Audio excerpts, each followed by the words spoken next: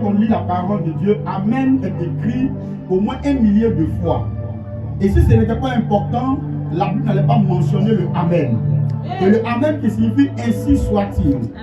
Or, vous savez, dans le spirituel, l'acceptation est très importante. Quelqu'un me dit Amen bien. Vous savez, quand deux personnes vont au mariage, hommes et femmes, quand ils arrivent au mariage, normalement, si le mariage n'est rien d'autre que le mariage civil, je veux dire, n'est rien d'autre que le respect des institutions, donc se conformer aux choses de la société, normalement, on fournit les dossiers et puis quand on arrive, on fait quoi? On signe, c'est fini, n'est-ce pas? Mais quand on arrive, on prend la peine de nous poser une question et on veut qu'on réponde et que tous entendent. Parce que dans le monde physique et dans le monde spirituel, la parole, l'acceptation, c'est-à-dire la déclaration compte beaucoup. Donc quand on te dit que tu seras béni et que tu ne dis pas Amen, tu ne recevras pas, même si tu es d'accord. Mais le fait que tu n'as pas accepté, quelqu'un me dit Amen bien. Et vous savez, en nous, Dieu a mis une force. La force que Dieu a déposée en nous n'est pas de remuer la tête. La force que Dieu a mis en nous, ce n'est pas de dire dans mon cœur, j'ai accepté. La Bible déclare que si tu confesses de ta bouche. Donc celui qui ne comprend pas que parler est important et confesser de sa bouche, Dieu, c'est ce que Dieu attend, alors il aura raté beaucoup de bénédictions. Ce matin, je pense que ton Amen sera la hauteur de tout.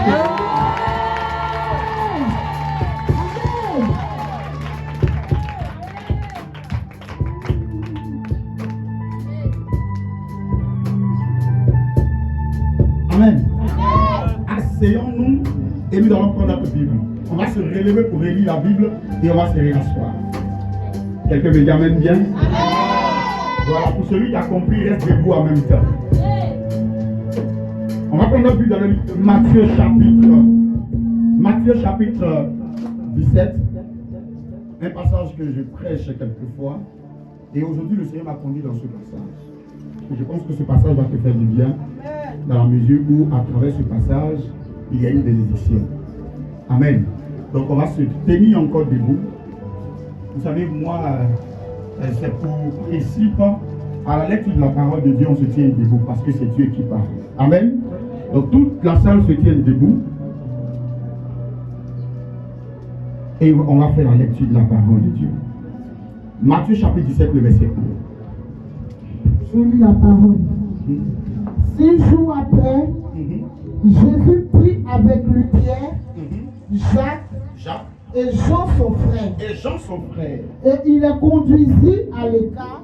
Et il va les mettre à l'écart sur une montagne. Il fut transfiguré devant eux. Son visage va resplendir comme le soleil. Et ses vêtements devinrent blancs comme la lumière. Et ses vêtements vont devenir blancs.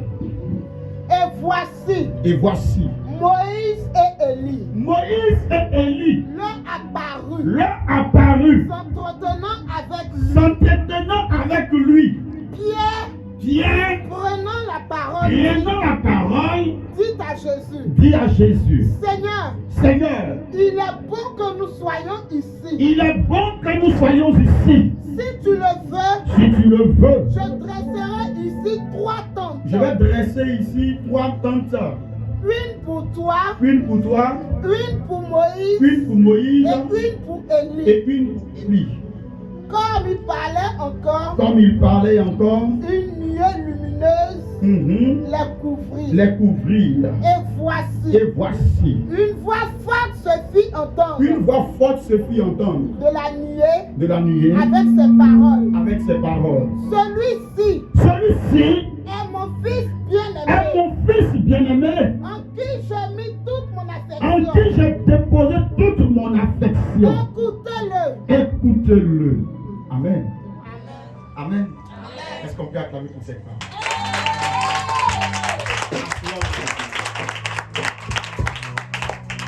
Je ne serai pas vraiment long. Amen. C'est la Pâque. Et la Pâque, là, on fait tout pour manger. Amen. Quand bien même que la Pâque, ce n'est pas manger. Quelqu'un me dit amen bien? Amen. Voilà, toi qui es venu ici à l'église, si aujourd'hui tu n'as pas eu de l'argent pour acheter un poulet, 2 poulets, tu ne dois même pas te décourager. Amen. Parce que la Pâque, c'est pas manger le poulet. La Pâque, c'est pas boire le bandit. La Pâque, c'est pas boire du vin. La Pâque, c'est pas aller au village pour faire Pâquinou. Quelqu'un me dit amen bien. La Pâque, c'est une fête spirituelle. En temps normal, si nous voulons respecter les choses de Dieu, aujourd'hui là même, c'est un temps de jeûne. Quelqu'un me dit amen bien. Amen. Un temps de jeûne. Et quand nous descendons avec la Sainte Seine. Et ensuite, nous pouvons manger. Mais pas manger dans le but d'une fête, mais manger dans le but de recevoir de Dieu. Amen. Amen. Malheureusement, les chrétiens ont perverti les choses de Dieu, ou ont laissé le monde pervertir les choses de Dieu. Et donc, la Pâque est devenue une fête commune où tout le monde s'attend à porter de nouveaux habits. Pour les femmes, les nouveaux tissages, ça non? Tissages, et puis mettre des vernis. Et puis pour les hommes, il doit être chic et bien. Il doit avoir 3 poulets chez lui à la maison. Et puis pour lui, il a fêté la Pâque. Bien aimé, si ta Pâque est plus physique que spirituelle, tu as raté ta Pâque. Amen. Amen. Donc ce matin-là, si tu n'as pas mangé, c'est pas grave. C'est pas là le plus important. C'est pas ce que Dieu regarde. Amen. Voilà. C'est comment tu vas te connecter. Parce que dans la Pâque, il y a 2 choses que je veux faire ressortir aujourd'hui. Il y a 2 choses. La première des choses, il y a la grâce et la bénédiction que Dieu donne. Et la deuxième des choses, il y a le jugement que Dieu établit le jour de la Pâque. Le jugement contre qui? Le jugement contre mes ennemis. C'est-à-dire que celui qui m'a fatigué depuis longtemps là, Dieu va établir un jugement ce jour-là, le jour de la Pâque là. Il va établir un jugement, c'est-à-dire, il va dire, entre lui et moi, qui a raison. Amen. Donc c'est ce qui se passe le jour de la Pâque. Donc écoute bien et ça va te faire du bien. Amen. Avant de commencer mon message, j'aimerais d'abord saluer l'église. Je vous salue dans le nom de Jésus-Christ. Vous avez une belle église. Parce que l'église, ce n'est pas d'abord la beauté physique, mais l'église, c'est l'esprit. Amen. Votre état d'esprit. Si vous êtes unis ensemble dans cette communauté, vous avez une belle église. Parce que l'église, ce n'est pas d'abord la beauté, ce n'est pas le chaos, ce n'est pas la climatisation. Amen. Si on veut aller au temps de Jésus, il n'y avait pas tout ça. C'est pas ça. La Bible déclare que Jésus s'est rassemblé avec des gens sur des montagnes, c'est pas ça? Et il prêchait la parole de Dieu pendant des heures, des jours et des jours. Et les gens ont faim, tellement qu'il a prêché. Mais les gens sont sur le soleil, hein.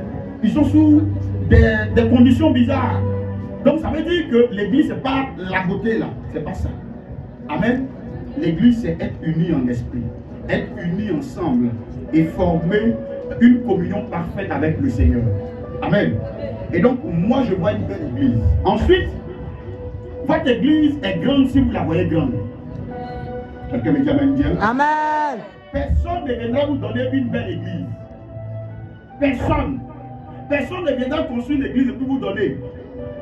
Quelqu'un me dit amen bien. Amen. Personne ne va venir ici pour dire, bon, comme je les vois, ils sont comme ça, je vais mettre carreau pour eux. Ça n'existe pas. Vous comprenez un peu? Mais c'est vous. La conception que vous donnez de votre église, c'est celle-là qui rendra votre église belle à votre goût. Si vous voyez une église, vous voyez une église luxueuse, elle sera luxueuse. Si vous voyez une église remplie de climatisation, elle le sera. Parce que tout parle de la pensée et de la résolution.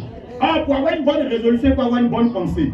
Et quand tu as pensé, tu fais maintenant une bonne résolution. Et quand tu as la bonne résolution, le succès viendra. Ne quitte pas ton église parce que simplement, à côté, il y a une église. Excusez-moi, je ne critique personne, mais je veux dire, à côté, c'est une façon de parler. Il y a une église climatisée là-bas, et puis tu regardes ton église, tu dis, moi là, il préfère aller là. Là-bas, au moins, il n'y a pas de chaleur. Là-bas, c'est bien. Tu n'as rien compris. Amen. La Bible déclare que Jésus dit une parole. Les brebis connaissent ma voix. Il dit, mes brebis connaissent ma voix. Chaque homme de Dieu a un groupe de fidèles. Et chaque fidèle a un père. Si tu ne reconnais pas la voix de ton père et que tu ne peux pas être derrière lui, tu auras l'impression que tu es maudit. Tu n'as pas bien compris encore? Amen. Ça veut dire que si Dieu t'a emmené dans cette église, que ce soit sur un cocotier, un manguier, reste et bats-toi pour que l'église grandisse. Mais ne dis pas, ah, comme l'église est comme ça, moi je vais partir. Pendant que c'est sa voix que tu dois reconnaître pour être béni.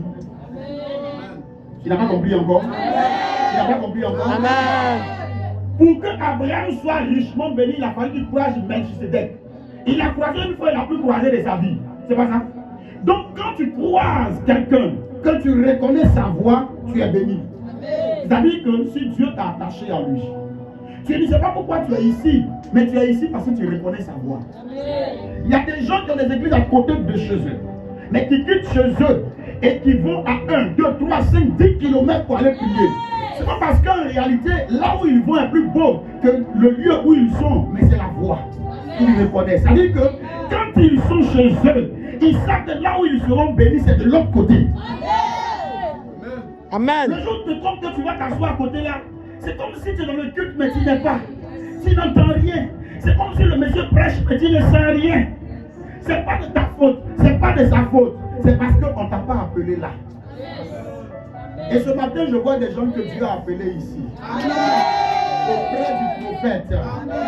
Et je sais que si vous êtes avec lui, vous serez bénis. Car l'œuvre de Dieu, bien aimé, est comme une marche. Il y a des hauts, il y a des bas. Il y a des difficultés. Mais à ceux qui tiendront, à ceux qui resteront, à ceux qui seront là, Dieu leur donnera la gloire. C'est pas facile. Amen.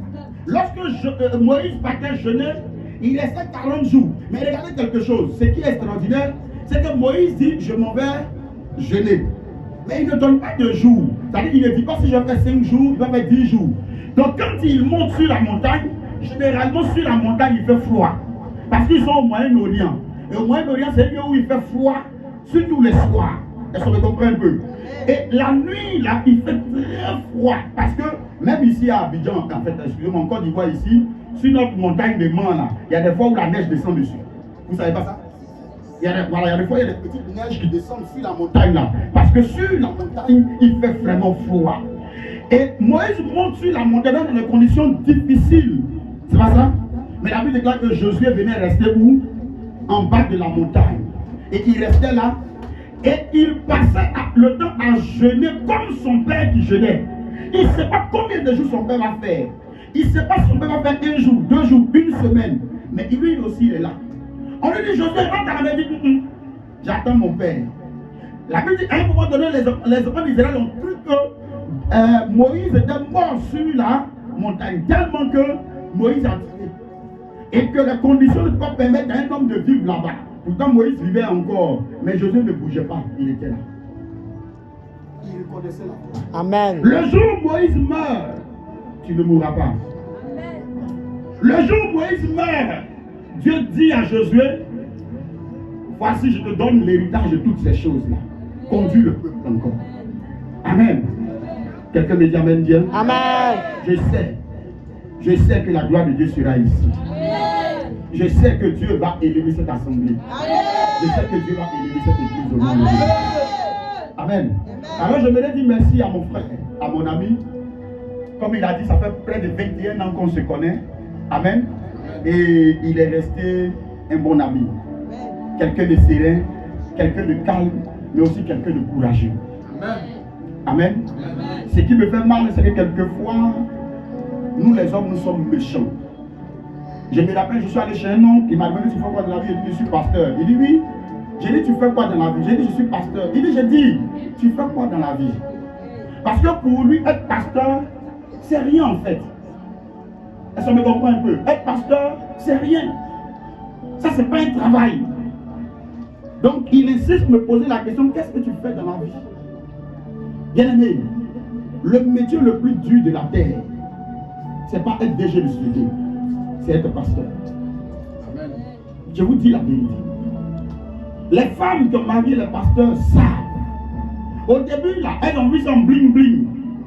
C'est joli. Le monsieur passe, tout le monde acclame. Hey, c'est piège qui est dedans. Quelqu'un me dit amen bien. Moi-même, je suis pasteur. Ça fait combien d'années? Mais aujourd'hui, là, si on dit que ma fille va marier pasteur, j'ai réfléchi deux fois. Peut-être même j'ai refusé. Quand te posé la question, mais pourquoi? Parce que je sais qu'elle va dans une souffrance. Elle va dans une difficulté. Le pasteur souffre. Et j'ai vu votre père. Je l'ai vu souffrir. Je ne dis pas ça par gaieté de joie. Mais j'ai vu combien de fois, quelquefois, il était obligé de faire des choses pour aider l'œuvre de Dieu. Bien aimé, quand vous avez un père pareil, il faut l'attraper. Il faut le saisir. Et il ne faut pas le laisser. Amen. Certains, dans des circonstances pareilles, font quoi? Ils attendent. Ils chauffent tout le monde. Mais lui, il se lève et puis se parle lui-même. C'est pas normal, hein?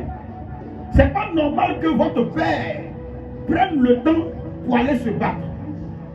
Parce que pendant qu'il est en train de se battre, et en train de se chercher, comme on le dit, il n'a pas le temps de prier au maximum pour tout le monde.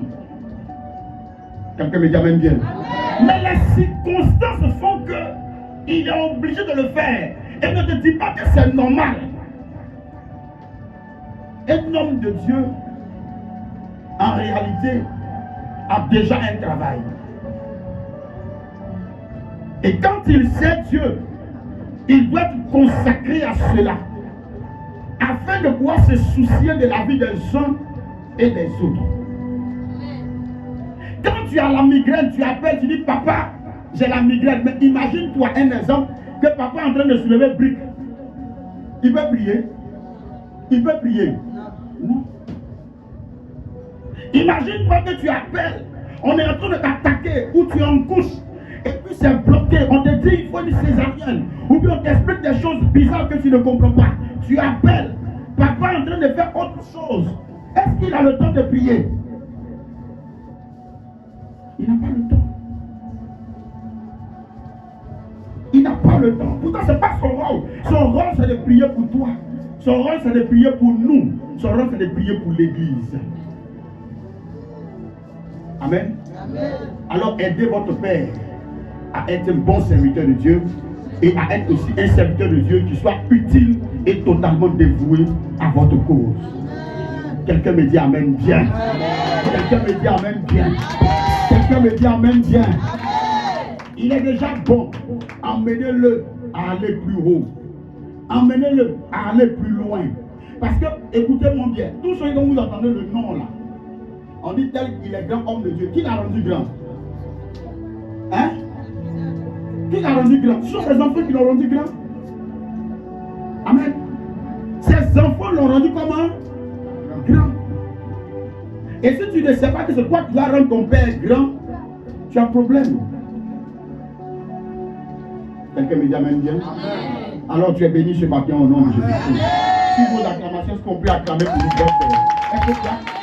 Est-ce que vous pouvez acclamer pour nous? Est-ce que vous pouvez acclamer pour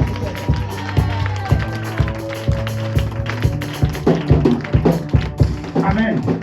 Je vois des gens maintenant qui n'aiment pas le monsieur là. Dans l'église, il y a des gens qui n'aiment pas. Parce qu'il y a des gens qui acclament pour lui, ils sont assis. On les regarde comme ça. On ne peut pas même, on le connaît. Le quartier ici. Amen. Amen. J'ai dit à mes enfants, je leur dis toujours, aimez-moi, supportez-moi, mais arrangez-vous pour ne jamais être camarade avec moi. Parce que le jour où vous êtes amis à moi, vous ne verrez pas la gloire de Dieu dans votre vie. Ça, c'est que me comprend bien. Amen. Ne soyez jamais amis à votre papa. Même s'il rit avec vous. Un jour, on va arriver. On va arriver dessus. C'est le mystère de la bénédiction. Parce que tant que tu es ami à lui, il y a des choses qu'il te dira que tu peux discuter. Je ne sais pas si vous me comprenez un peu. Oh papa, on y est fait. Oh papa, j'ai compris. Quelqu'un me dit amen bien. Pourtant, l'homme de Dieu est appelé. Il peut rentrer chez toi à 5 h du matin, il te regarde et puis te dit, ma fille, tout ce que tu as là, donne-moi. S'il y a une amitié entre vous, tu as fait quoi? Oh papa, arrête ça. À ce jour-là, Dieu va te visiter. Mais comme il y a une affiliation entre vous, tu vas mettre de la légèreté et l'amitié dedans. Et c'est ce que fait que beaucoup n'entendent pas la voix de Dieu. Seigneur, tu ne me parles pas. Seigneur, tu ne me parles plus. Non, il te parle. Mais le fait que tu as créé une familiarité entre toi et ton père fait que tu n'entends plus ce que Dieu dit. Vois-le comme ça. C'est ton père. Le reste, t'as fait comme si tu ne vois pas. Ah, quelqu'un me dit amen bien. Le jour où tu l'as vu marcher comme ça, fais comme si tu ne l'as pas. Il a en train de me demander, ma fille, viens manger avec moi. Même si tu as invité, il faut dire, je ne mange pas. Je ne mange pas. Quelqu'un me dit amen bien. Crée ce mystère-là et tu vas voir que tu verras toujours la gloire de Dieu. Amen. Mais ce n'est pas ça notre message du jour. La Bible nous dit dans le livre de Matthieu chapitre 17. Écoutez-moi bien, parce que je vais aller rapidement. J'ai déjà pris un peu de temps, donc je vais aller rapidement pour qu'on finisse ce message.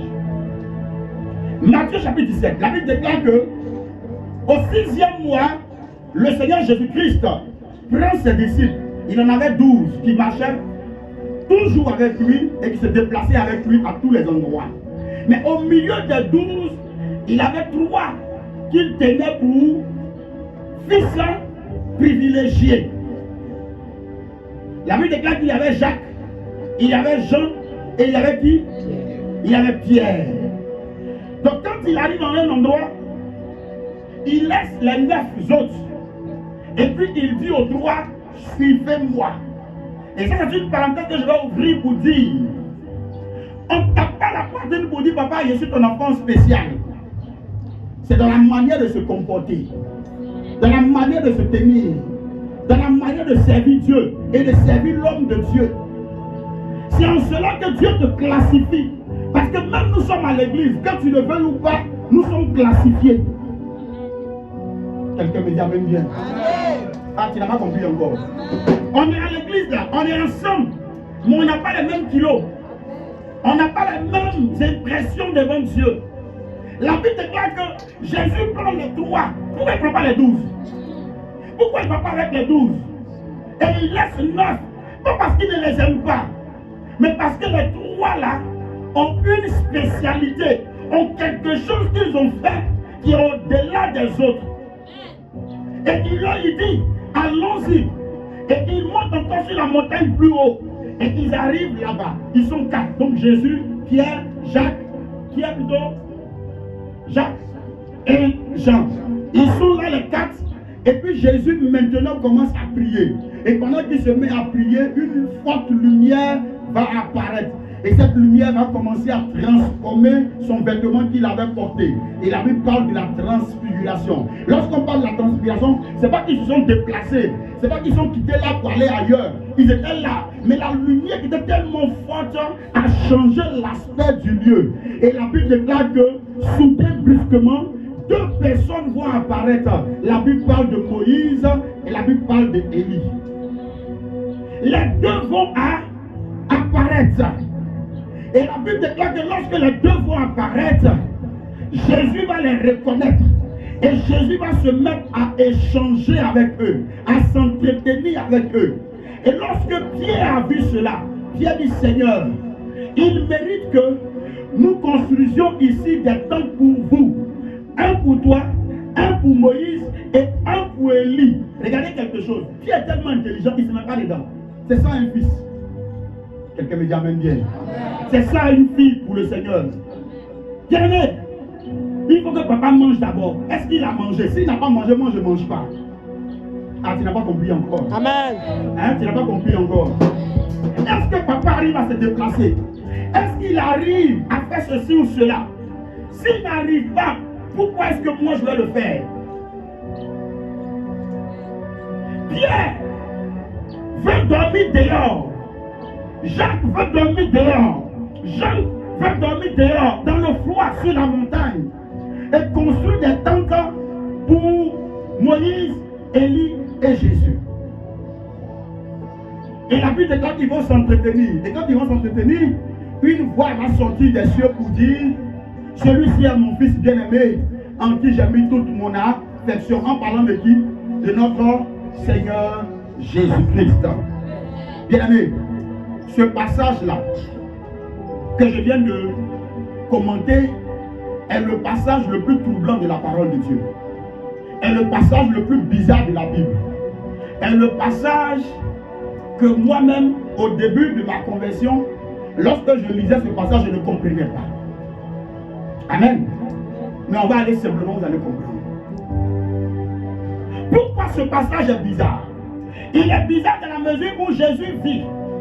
Et quand Jésus vit entre Jésus et Moïse, il y a 2000 ans qui les séparent. Je n'ai pas dit 1 an. Je n'ai pas dit 2 ans. Je n'ai pas dit 3 ans. Je n'ai pas dit 4 ans. J'ai dit combien d'années? 2000 ans. L'homme qui a le plus duré sur la terre a fait combien d'années? 900 ans. C'est pas ça? Ça veut dire qu'il n'a pas fait 1000 ans. Mais entre Moïse et Jésus, il y a 2000 ans qui les séparent. Donc ça veut dire qu'en réalité, Moïse ne peut pas vivre. Puisque l'homme qui a le plus duré a fait combien d'années? 900 ans. Bon, est-ce que 2000 ans, la Moïse peut faire ça? Non. Donc Moïse apparaît, Élie apparaît. Ils viennent d'où? Ils sont sortis d'où? Pourtant dans la parole de Dieu, il a été mentionné que Moïse est mort. Il a été mentionné que Élie est mort. Pourquoi ils réapparaissent? Rappelez-vous que dans la parole de Dieu, le jour où Jésus marchait sur l'eau, les disciples ont dit que c'était un fantôme. C'est pas ça? Et ils ont commencé à prendre peur. Ça veut dire que dans leur temps, il y avait un fantôme qui existait. Est-ce que Moïse et Élie ne sont pas des fantômes? Pourquoi ils réapparaissent? Des gens qui sont morts 2000 ans avant.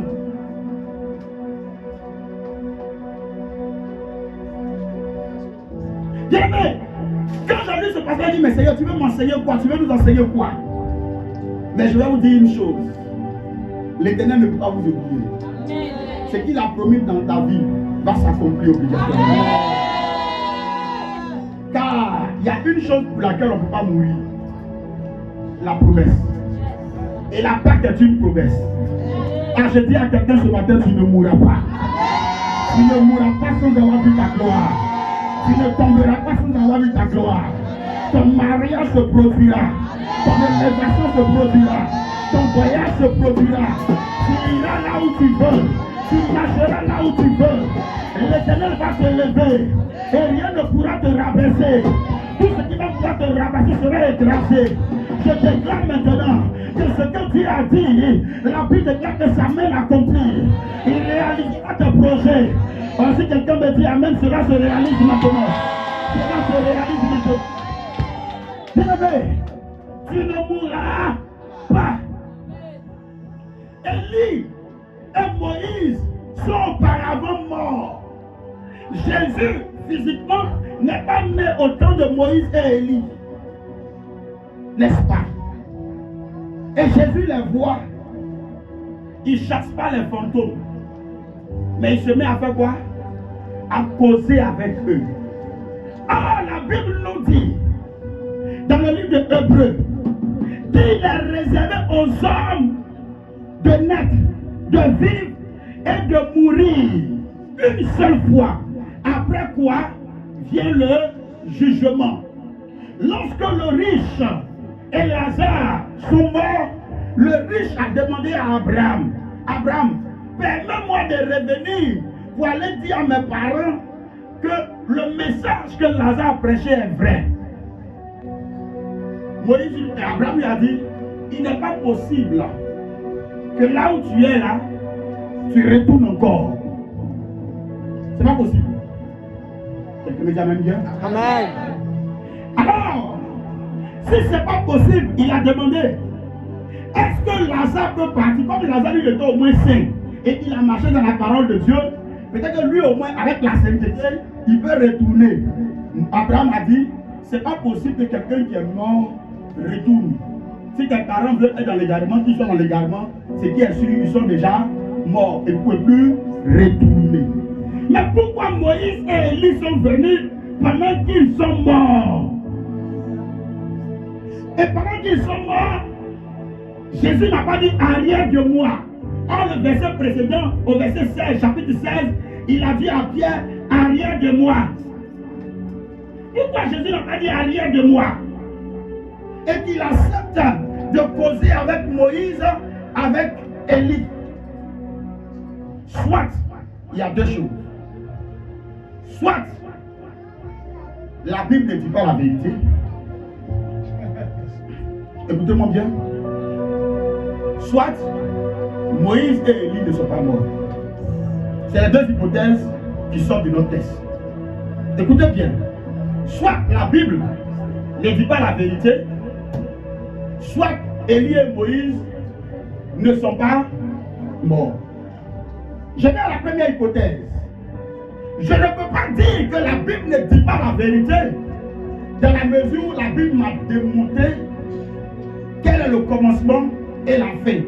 Et en elle se renferment toutes les connaissances, l'intelligence et la vie du monde.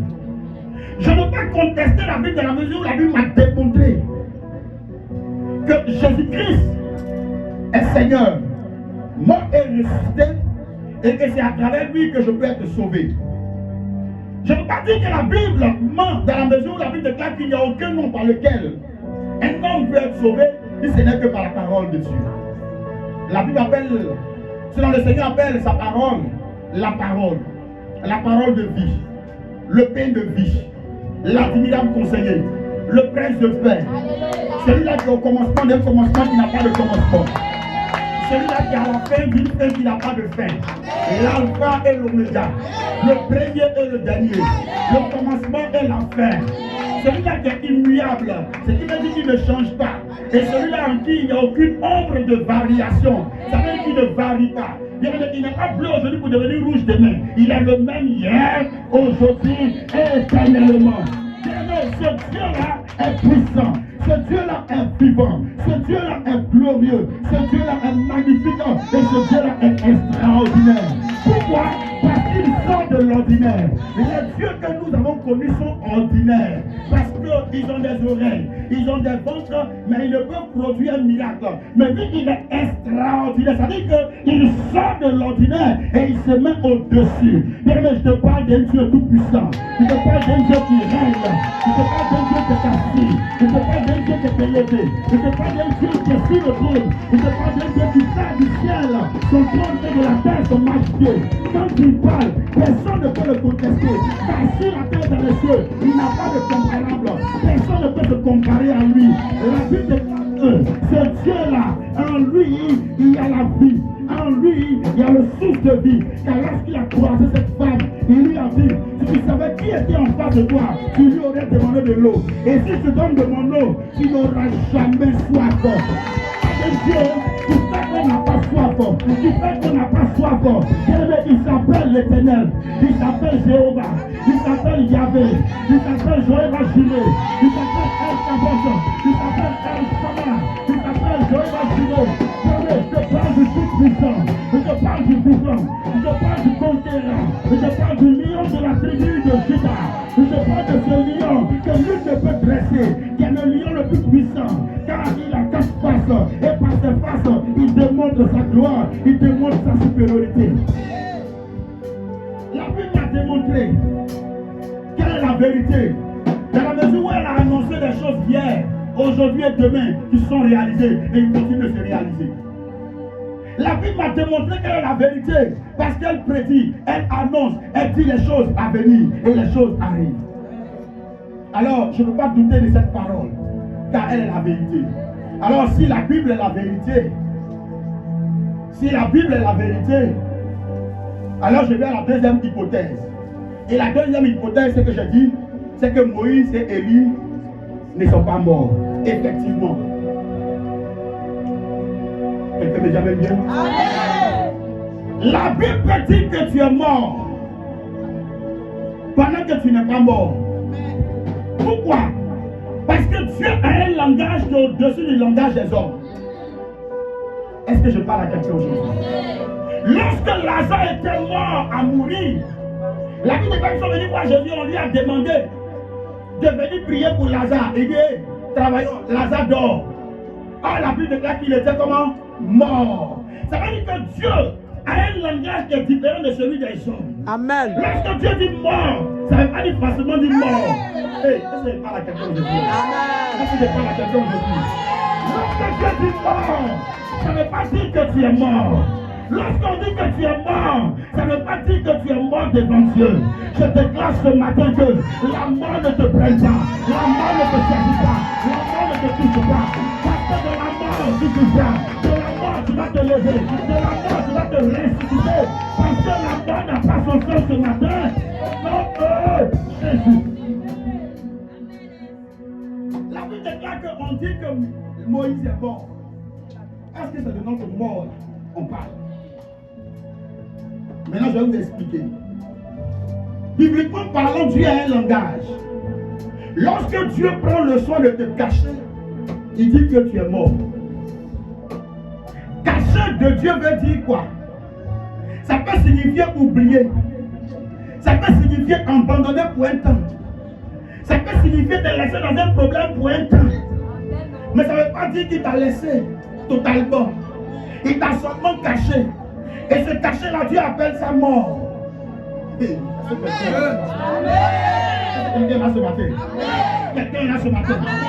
Tu es ici, tu traverses des événements difficiles. Des moments difficiles, tu cries, hey Seigneur, tu es où? Et puis il ne parle pas. Il ne t'a pas oublié. Il ne t'a pas abandonné. Dans son langage, il appelle ça mort. Mais en réalité, il faut que quelqu'un meure pour qu'il y ait une résurrection. Il faut qu'il y ait la mort pour que la résurrection ait une importance. Ah, je dis à quelqu'un ce matin, tu vas te relever. Tu vas te relever. Nous acceptons des prophéties que nous ne comprenons pas. Quelqu'un va répéter avec moi ici. La gloire de la seconde maison est plus grande que celle de la première. Maintenant, écoute-moi bien. Est-ce que tu as entendu ce que tu as dit?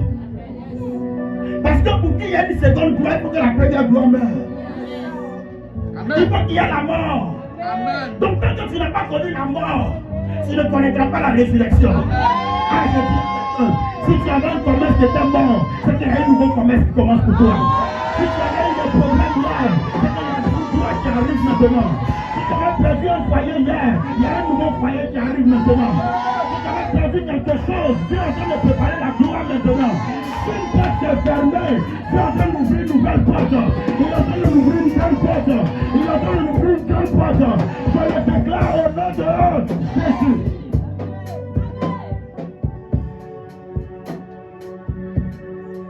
Moïse n'est pas mort. Quelqu'un me dit, mais il dit quoi? La Bible nous a dit que Moïse est mort. J'ai dit, Moïse n'est pas mort. Parce que la Bible déclare qu'il est réservé à un homme de mourir une seule. Après quoi vient le jugement? Si Moïse était mort, il n'allait pas réapparaître. Maintenant, pourquoi Moïse n'est pas mort? Parce qu'en réalité, entre Dieu et Moïse, il y a une promesse. Bien-aimé, si tu as une promesse que Dieu t'a donnée, tu ne peux pas mourir bêtement. Un accident ne te tuera pas. Une situation ne te tuera pas. Quel que soit ce que les gens feront, tu ne mourras pas. Quel que soit ce que la souris fera, tu ne mourras pas. Ils pourront te fatiguer un peu, te ralentir un peu, mais ils ne pourront pas te tuer. Pourquoi? Parce qu'il y a une prophétie qui te tient. Pourquoi? Parce qu'il y a une parole qui te tient. Pourquoi? Parce qu'il y a quelque chose qui te tient. Tu ne mourras pas. Quand j'entends les chrétiens parce qu'ils souffrent un peu, Seigneur, je veux mourir. Seigneur, prends-moi. Mais ne prends pas les gens bêtement. Si tu n'as pas une promesse dans ta vie, il va te prendre. Mais si tu as une promesse sur toi, tu ne peux pas mourir. Tu ne dois pas mourir. Moïse avait une promesse avec Dieu. Rappelons que lorsque Dieu appelle Moïse, Dieu dit à Moïse, je suis le Dieu qui suis. Parce que Moïse a demandé son nom. Il dit, je ne peux pas te dire mon nom. Si tu vas pas dire, le Dieu qui suis dit, est-ce que je suis là, c'est non? Alors Moïse n'avait pas le nom de Dieu. Donc même quand il allait devant Pharaon, on dit, hey, tu es venu au nom de qui? Il dit, je suis venu au nom de je suis. C'est quand je suis, c'est ça là. Il dit ce qui est sûr, c'est ça qui est là. Amen. Et tout le long de sa vie, c'est avec je suis, il marche. Il marche avec je suis. La Bible dit que lorsqu'ils sont sortis de l'Égypte et qu'ils sont allés dans le désert, un jour, il s'est arrêté, il s'est dit, je suis fatigué de je suis. Il faut me dire, tu es qui aujourd'hui? Je suis là. Je suis fatigué de je suis. Dieu lui dit, Moïse, c'est quand tu demandes est difficile. Car il est impossible pour un homme de me voir et de vivre. Parce que la gloire est tellement immense que le corps charnel ne peut pas supporter cette gloire. Moïse dit, c'est qui est sûr, et qui est suivi du long des années, c'est Jésus. Aujourd'hui là, je vais voir celui qui me dit, va ici, passe ici, rentre ici. Amen.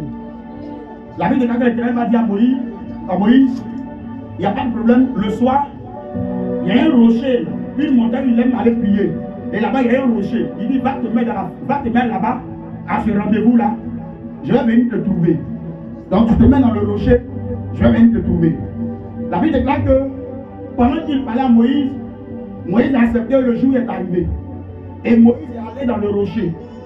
Et lorsque Moïse s'est arrêté dans le rocher, il attendait de rencontrer le Seigneur, qu'il a vu une personne passer.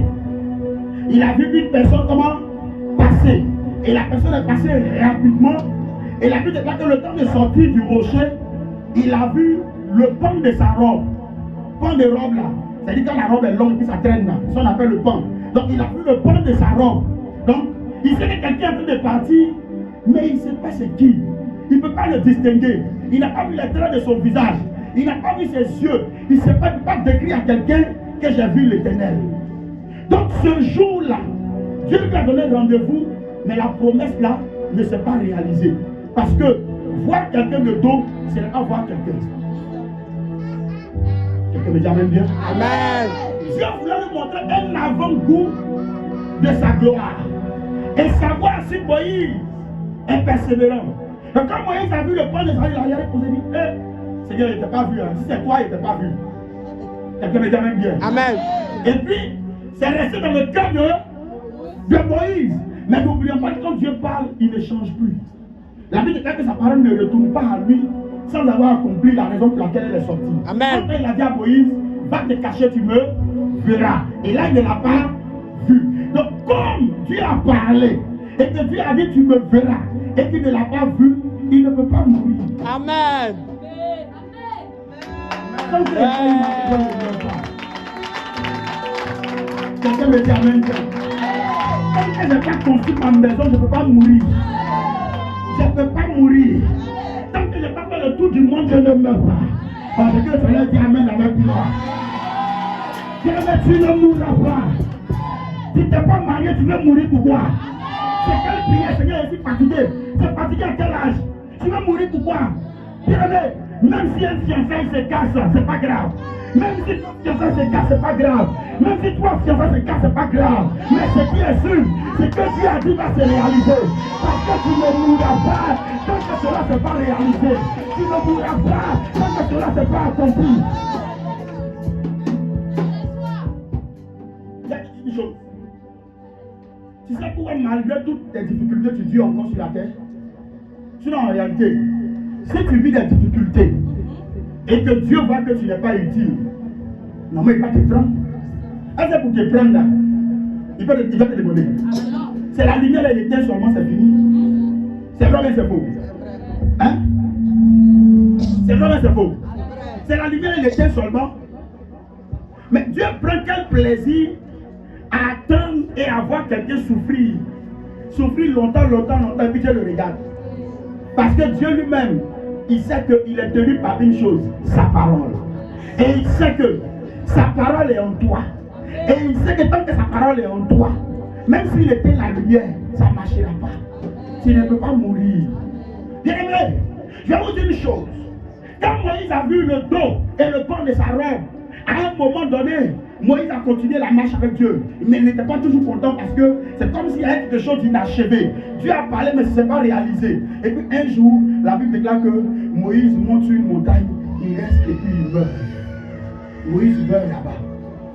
Physiquement parlant, la Bible déclare qu'il est mort. Parce que le peuple ne l'a plus vu descendre. Et la Bible déclare que les gens l'ont cherché, les gens ne l'ont pas vu. Des années, des années. Et Dieu lui-même dit à Josué, après la mort de Moïse, c'est lui-même qui dit, hein, après la mort de qui? De Moïse. Lève-toi, prends ce bâton. Or, en réalité, Moïse n'est pas mort, mais Dieu l'avait caché. Pourquoi Dieu l'a caché? Parce qu'il doit voir l'accomplissement de sa promesse. Et comment Dieu l'a caché? C'est que la Bible déclare que quand il est monté sur la montagne, Moïse est tombé et il a soupiré. C'est pas ça? Il a plutôt expiré. Et quand Moïse a expiré, Dieu est venu et il a pris le corps de Moïse. Depuis quand Dieu prend le corps de quelqu'un? Hein? Mystère. Depuis quand Dieu prend le corps de quelqu'un? Dieu ne prend jamais le corps de quelqu'un. Mais ce jour-là, Dieu a pris le corps de qui? Entre Abraham et Moïse, qui est plus grand? C'est Abraham. Parce que tout parle d'Abraham. Tout a coupé Abraham. Mais Dieu n'a pas pris le corps d'Abraham. Mais Dieu a pris le corps de Moïse. Pourquoi? Parce que ce que Dieu a dit à Moïse ne s'est pas accompli. Donc Dieu a pris son corps, non pas parce qu'il est mort, mais pour aller le cacher. Pour lui dire, repose-toi un peu.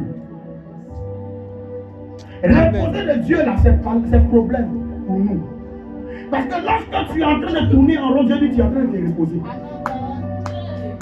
Lorsque tous les hommes viennent dans ta vie, et puis ils te font espérer, puis ils te disent après, non, c'est pas la peine. Tu veux parler, tu veux pleurer, puis tu dis, repose-toi un peu. Quelqu'un me dit amen bien. Amen. On dit là, c'est pas la grande cause du quartier là. Celle devant qui tous les hommes tournent. Oui, Dieu dit repose-toi un peu. Et reposer de Dieu un peu là, c'est comme si c'était mort. Vous savez, ce qui est mort là n'a plus de valeur, n'a plus de considération. On n'accorde plus d'importance à cela. Quand tu es mort, ceux qui t'appelaient ne t'appellent plus. Ceux qui donnaient rendez-vous ne te donnent plus les rendez-vous. Ceux qui mangeaient pas ne t'appellent plus pour manger. Ceux à qui tu assurais les choses, lorsqu'ils vont assurer les choses, ils ne t'appellent plus parce que tu es mort. Bien-aimé, tu es étonné qu'à l'anniversaire tu t'appelles pas. Bien-aimé, est-ce qu'on peut appeler moi à un anniversaire? Tu es fâché. Je ne comprends pas dans ma famille, plus personne ne me considère. Qui va te considérer? Tu es mort. Est-ce que quelqu'un me dit amen bien? Non, dans ma famille, dans mon travail, dans mon bureau, on ne me... Tu es mort.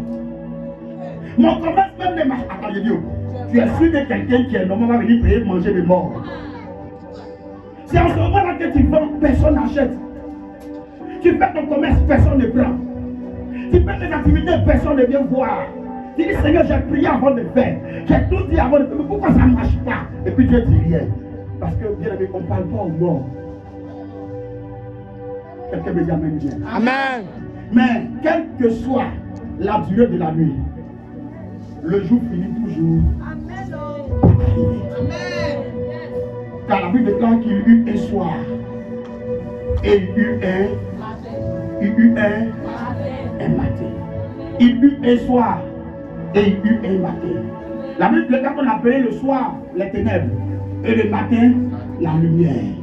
Donc, quelles que soient les ténèbres qui vont régner, quelles que soient les ténèbres qui vont se manifester, écoute-moi bien, la lumière va finir par apparaître. Amen. C'est que je vais te demander ce matin, sois persévérant et continue de prier ton Dieu. Amen. Ne t'arrête pas. Amen. Tu es sur le bon chemin. Quand même dans le silence de Dieu, cela ne veut pas dire que tu es perdu. Reste sur le chemin là et continue. Parce que Dieu se tait. Juste parce qu'il veut qu'on pense que tu es mort. Mais le moment va venir où il va te ressusciter. Et ce moment est arrivé aujourd'hui. Vous savez pourquoi? Parce que vous avez mangé sa chair et son sang. Et il a dit, faites cela tous les jours en mémoire de moi, afin de pouvoir poser en vous les jalons du renouvellement. Ce matin, tu es renouvelé pour repartir de nouveau. Ce matin, tu es renouvelé pour partir à zéro. Or, je sais que ce matin, des gens vont sortir d'ici répondus. Des gens vont sortir d'ici régaillardés. Des gens vont ressortir d'ici bénis. Des gens vont ressortir d'ici élevés. Des gens vont ressortir d'ici dans la gloire de l'Éternel. Des gens vont ressortir ici en voyant les choses prospérer. Pourquoi? Parce que le temps de résurrection est arrivé. La Bible déclare que pendant que Jésus priait, si vous lisez bien Jean chapitre 10 et Matthieu chapitre 17, Jésus était à la fin de quoi? Il était à la fin de quoi? Sa vie. Il commençait à partir vers la fin de sa vie. Et lorsqu'il est monté sur la montagne, il s'est entretenu avec Moïse et Élie. C'est pas ça? Et quelque temps après, il a été attrapé et il a été emmené sur la croix. Vous savez pourquoi Moïse est revenu? Parce qu'en réalité, si Moïse ne revenait pas, la parole n'allait pas se réaliser. Amen. Dieu a dit à Moïse, tu me verras. Ah, dans Jean chapitre 17, la Bible déclare que celui qui a vu le Fils a vu qui? Celui qui a vu le Père a vu qui? Amen. Amen. Amen. Amen.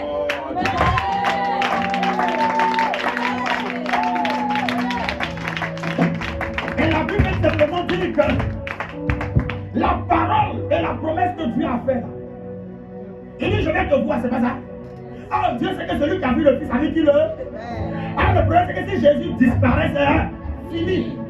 La promesse, il n'aura plus l'occasion de voir la promesse réalisée, sauf au ciel. Ah, comme Dieu n'est pas un homme pour mentir, ni le Fils est un homme pour se repentir, ce qu'il dit, il réalisera toujours. Il savait que Jésus devait partir. Il dit, Moïse, où tu es couché là? Réveille-toi maintenant. Amen. C'est le moment de te réveiller. Amen. C'est le moment de te réapparaître. C'est le moment de sortir de ta cachette. C'est le moment de revenir. C'est le moment de revenir. Reviens. Et Moïse revient. Et Moïse s'entretient. Et quand Moïse s'entretient, Moïse se rappelle que Seigneur, tu m'as promis. C'est ça.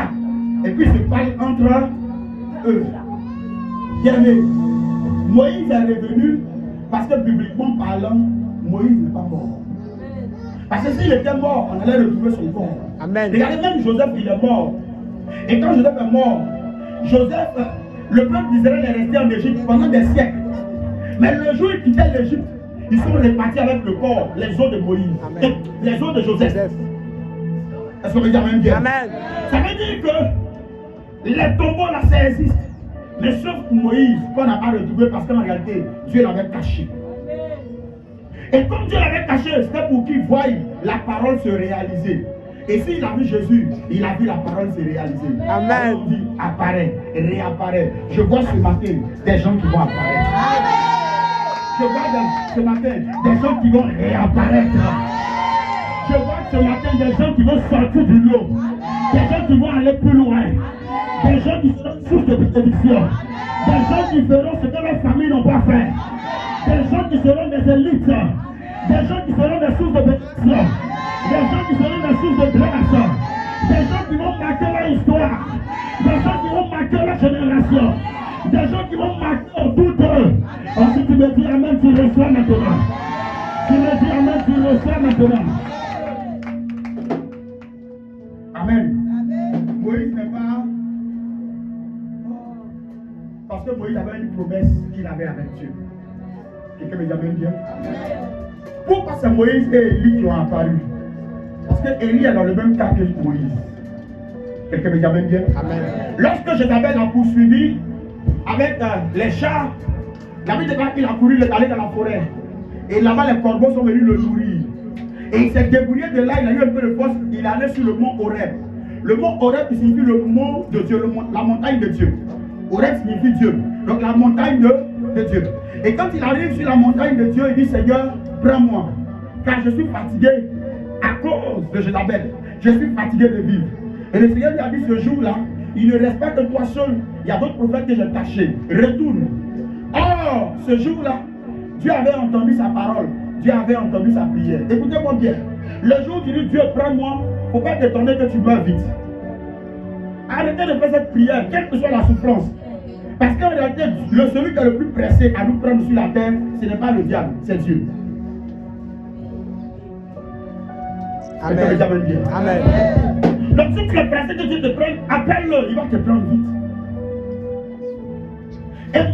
Et il a dit, Seigneur, prends-moi. Dieu dit non, au lieu de te prendre pas. Va, le mort, Dieu te prendre. C'est pas ça? Et quand il est retourné, il a pris d'autres prophètes et il a continué sa vie. Mais quand le moment est arrivé, Dieu lui a dit, va derrière le Jourdain. Il attend au carrefour là-bas, on va partir. David déclare que ce jour-là, il a pris son manteau, il a pris ses fils et son fils Élisée et ils sont partis. Les prophètes ont croisé Élisée, ont dit, hé, ton père là, il sera bientôt. Hein. Il dit, oh, laissez-moi, c'est qu'est-ce que je m'en vais. Bien aimé, là, je t'appelle tous les chrétiens qui aiment écouter la voix qui n'est pas la voix de leur père. Quelqu'un me dit même bien. Écoutez-moi bien, quand tu suis un homme de Dieu, quand tu suis un papa, quand Dieu t'a donné un homme de Dieu, suis-le, regarde-le, marche avec eux. N'écoute pas les histoires de Facebook. N'écoute pas les histoires de la rue. Tu es au quartier, là, deux personnes sont en train de discuter sur la parole de Dieu. Ils veulent mettre la Bible en cause. Toi, ça tombe dans ton oreille. C'est ça qui devient ton sujet. Ah, André, c'est vrai ce qu'on dit là. Hein? André, la Bible n'est pas vraie. Écoute. Apprends à ne pas écouter. Suis seulement. Élisée lui a dit ton père va mourir. Je m'en vais derrière lui. C'est lui qui m'intéresse. Tout ce que vous dites là, ça ne m'intéresse pas. Et il a marché. Ils ont traversé le Jourdain. C'est pas ça? Et quand ils traversent le Jourdain, amen. Ils traversent le Jourdain, ils arrivent là. Et Dieu doit prendre qui? Élie.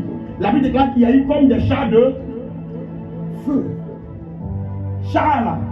Si tu veux, dans Pierre Weston. Parce que tu as Weston, tu connais chars. Amen. Amen. Ça dit ou bien ceux qui ont regardé le film de. Non, pas guerre. Film de. Des temps des empereurs. Là, où il y a un cheval. Et puis il y a un truc derrière comme ça où le gars s'arrête de ce que le cheval s'en va et puis lui il est dedans. Il attrape ça comme ça et puis ça va rapidement avec deux pneus. Hein? Voilà, deux roues à côté comme ça. On appelle ça des chars. Ça me comprend un peu. Et ce sont les chars là qui sont descendus mais avec du feu, qu'on appelle des chars et du feu. La Bible dit que ce sont des anges qui sont descendus et qui sont venus prendre Élie. Tu as déjà vu Dieu prendre quelqu'un comme ça? Hein? On dit que c'est descendu et puis ça l'a pris. Et puis c'est parti à lui. Ça veut dire qu'il n'est pas mort. Ou bien, parce que quand quelqu'un meurt là, il meurt, on l'enterre. Élisée, il est mort, non? On dit quelques années plus tard, c'est un zoo là. Un homme est mort, on partait l'enterrer. Et puis sur la civière, l'homme a glissé. En fait, les gens ont mal fait, la civière a glissé. Et puis l'homme a roulé. Et il allait toucher les os d'Élisée. Il s'est réveillé. C'est pas ça? Ça veut dire qu'Élisée est prophète, mais ses os existaient. Mais pour Élie là, ça a disparu. Si tu demandes aujourd'hui où sont les os d'Élie, on ne sait pas. Parce que Élie n'est pas mort aussi. On est venu le prendre. Et quand on est venu le prendre là, ça veut pas dire qu'il est mort. Quelqu'un me dit amen bien. Amen. Quelqu'un me dit amen bien. Amen. Et c'est pour ça que Élie a dit Seigneur, je vais te voir, je vais te rejoindre. C'est pas ça? S'il a vu Jésus, il n'a pas rejoint. Il n'a pas rejoint. Il n'a pas vu. C'est ça qui est là. Amen.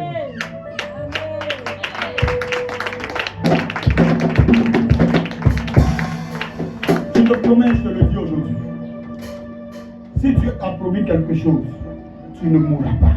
Amen. Moi, j'ai traversé des moments très difficiles. J'ai vu ce que c'est que la galère. Il y a galère. J'ai dormi dans une maison inachevée. Pas à cause d'un homme, mais à cause de Jésus.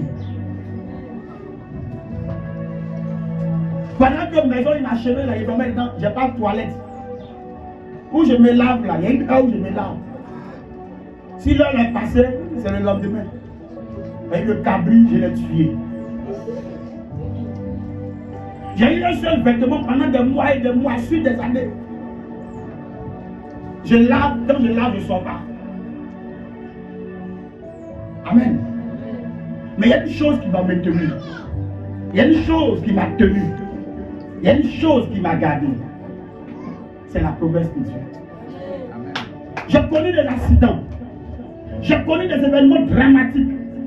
J'ai connu des événements où je savais que si Dieu n'était pas avec moi, je mourrais. Mais je ne sais pas comment je me suis arrangé. Et puis j'ai survécu. Et avec un peu de recul, je me rends compte que ce n'est pas parce que je suis grand, clair, rouge ou noir, mais c'est simplement parce qu'il y a une promesse qui me tient. Amen. C'est cette promesse-là qui fait que je vis aujourd'hui. Et depuis ce jour-là, j'ai compris que tant que la promesse est dans ma vie, si je n'ai pas réalisé ce que je dois réaliser, je ne mourrai pas. Amen. Et c'est en ce moment-là que je comprends la parole et la prière de David. Il dit, Seigneur, je ne mourrai pas sans avoir vu ta gloire. Je ne mourrai pas sans avoir rendu témoignage de ta puissance. Bien-aimé, si je n'ai pas vu la gloire de Dieu et le témoignage de Dieu, je ne mourrai pas. Et c'est en cela que Isaac, pour terminer, a dit, Seigneur, je suis rassasié. Car Isaac lisait bien, avait tellement vécu, il était béni, heureux, mais il était aussi rassasié du jour, la Bible dit. Et c'est en cela que Siméon a dit, Seigneur, maintenant, tu peux laisser partir ton serviteur en paix. C'est-à-dire quelqu'un qui fait une prière où il est rassasié. Toi, tu es rassasié. Maintenant, tu es parti où? Parce que je te dis une chose. Si tu n'es pas rassasié de la vie, tu n'es pas rassasié du jour, tu n'es pas rassasié de ton existence, tu ne vas pas en paix. Ah, je parle à quelqu'un ce matin. Je sais de chemin quelqu'un genre. Hein? Ce que les gens voient, ils disent, repose en paix. Il n'est pas en paix, hein? Vos paroles, vous vous blaguez. Il n'est pas en paix, il est en difficulté comme ça. Bien, mais bien, bien. Et dit maintenant, tu peux laisser ton serviteur mourir comment? En paix. Parce qu'il était rassasié de tout. Et la Bible dit que Siméon était vieux. Au point il attrapait une canne, il ne voyait plus. Mais il ne peut pas mourir. Vous savez pourquoi? Parce qu'il y avait une promesse qui le tenait. Et la promesse disait, tant qu'il n'a pas vu le fils, il ne mourra. Bien ami, ce matin, je veux que tu répètes avec moi. Seigneur, tant que je n'ai pas voyagé, réussi dans mon voyage, fais ce que je veux de ma vie, je ne mourrai pas. Tant que je ne me suis pas marié, tant que je n'ai pas connu le bonheur de la vie, je ne mourrai pas. Tant que je n'ai pas connu l'argent, je n'ai pas eu la fortune, je n'ai pas eu l'argent pour manger et pour vivre normalement, je ne mourrai pas. Tant que je n'ai pas eu mon salon de coiffure, mon travail, mon activité, je n'ai pas eu mon concours et que je n'ai pas été rassasié, je ne mourrai pas. Quelque chose que la sorcellerie fera, je ne mourrai pas. Quelque chose que l'occultisme fera, je ne mourrai pas. Je ne mourrai pas. Je ne mourrai pas. Car je suis appelé à exercer l'autorité de Dieu, à exercer la vie de Dieu, à exercer le témoignage de Dieu. Commence à prier, commence à parler à Dieu maintenant. Commence à parler à Dieu maintenant.